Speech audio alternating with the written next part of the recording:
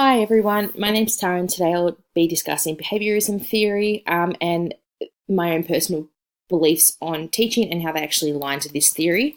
We'll then go over the major features of behaviorism learning theory and also the strengths and limitations to then conclude the presentation. So my own personal beliefs about learning teaching include being a role model and a leader, creating a positive relationship between the teacher and the student, being able to effectively manage a classroom to ensure student engagement, being passionate and enthusiastic in what I teach, catering to individual needs and learning styles, and teaching civic responsibility beyond the classroom, so really respecting cultural customs, solving everyday life problems, and becoming aware about the environment and sustainability. So I'm just going to now draw on some of the major features of behaviorism. So I'll just highlight this quote here on the top line. Positive reinforcement is the most basic and essential feature of applied behavior analysis.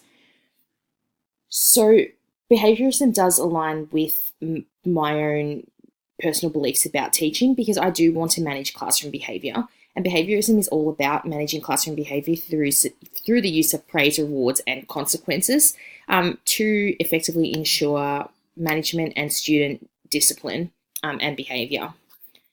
Behaviorism also develops supportive teacher-student relationships by using positive reinforcement strategies and to develop students' social and emotional competencies.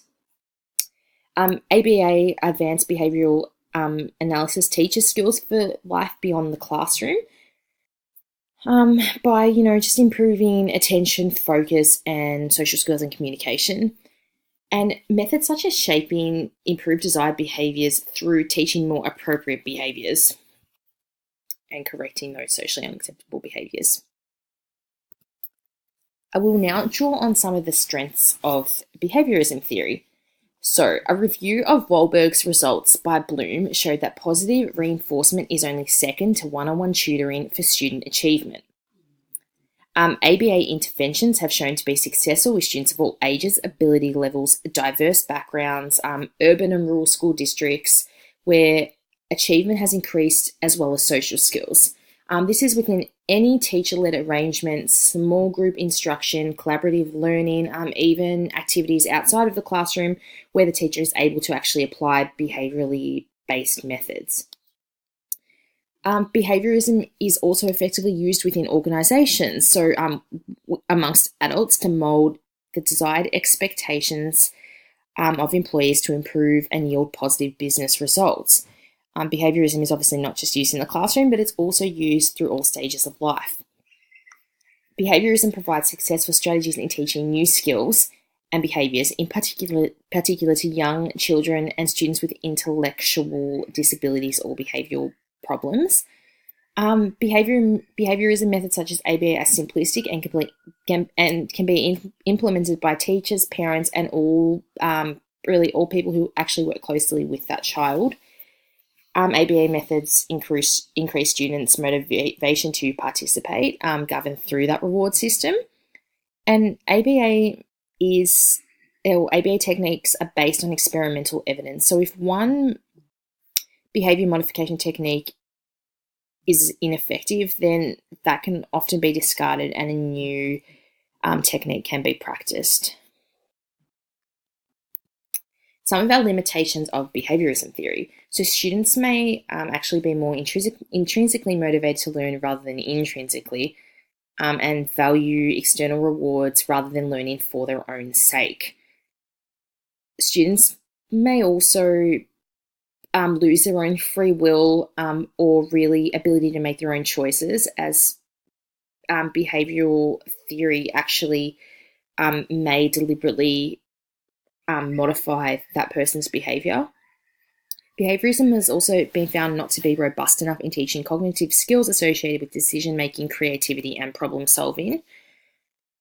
We also need to be aware of the ethical considerations around behaviorism theory, so we need to really consider that intervention strategy and really the reinforcement techniques before we actually practice them. The use of punishment is strongly criticised and has been abolished or discouraged in most parts of the world, as aversives can be dangerous to that individual, and punishments such as yelling are not really effective for the child, as it's quite aggressive and it can just provoke retaliation amongst that child. They may also still continue to practice that behaviour just when the teacher isn't looking. So we just need to take care not to use, we really need to take care not to use specific punishment. So how I'd actually apply this theory into practice? Through direct instruction, so learning objectives are clearly defined and sequenced, and I am controlling each lesson in an organised and planned manner. I'd use the ABC method to change behaviour that is observable and socially important, more so for the students that are exhibiting challenging behaviours often associated with autism spectrum disorder. I would definitely use positive reinforcement in my classroom. Through the early years of primary school, I would most likely use, positive reinforcement techniques such as displaying students' work on walls, maybe like a gold star chart, and just general student certificate awards. I would also use aversives, but rather than punishment, I would use negative reinforcement such as, finish all your work today and there'll be no homework tonight. So in conclusion, there are both many strengths and limitations of behaviorism theory, but it is still a valuable approach to learning. We just really need to consider the ethical implications of punishments, really. And I believe that my teaching style will not wholly be based on a behaviorist approach to learning, but rather to combine all three theories, behaviorism, cognitivism, and constructivism into a classroom setting. Thank you.